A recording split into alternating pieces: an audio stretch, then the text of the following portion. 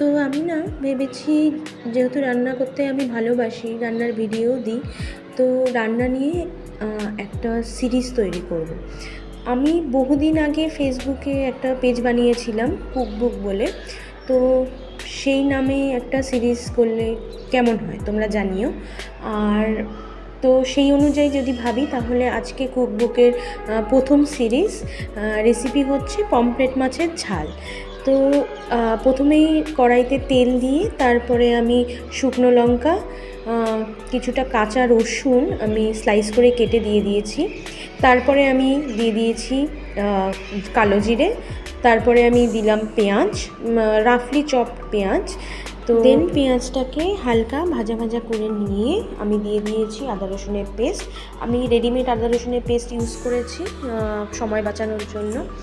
দেন as usual মশলা, হলুদ গুঁড়ো, লঙ্কা গুঁড়ো, জিরে গুঁড়ো। তারপরে আবার কিছুটা ভাজা ভাজা করে নিয়ে দিয়ে দিয়েছি অল্প পরিমাণে জল, যাতে মশলাটা লেগে না যায়। তো তারপরে আমি দিয়ে দিয়েছি সামান্য লবণ। এরপর আবার একটুখানি নাড়াচাড়া করে দিয়ে দিয়েছি সামান্য পরিমাণে চিনি।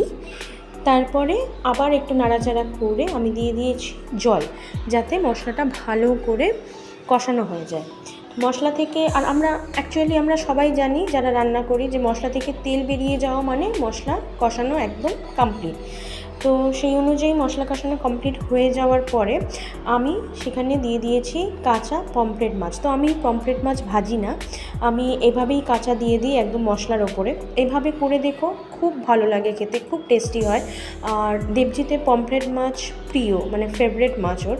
তো মাঝে মাঝেই আমরা পমফ্রেট মাছ করি, তো আমি এইভাবে যখন করি ওর খুবই ভালো লাগে খেতে।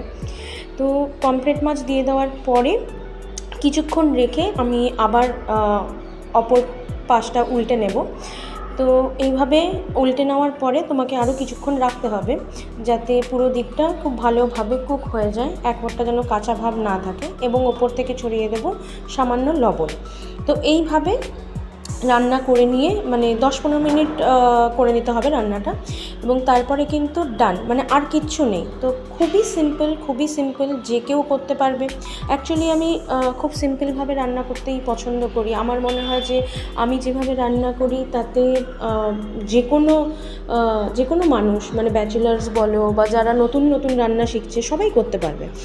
তো থ্যাংক ইউ ফর ওয়াচিং। আবার দেখা হচ্ছে পরের ব্লগে।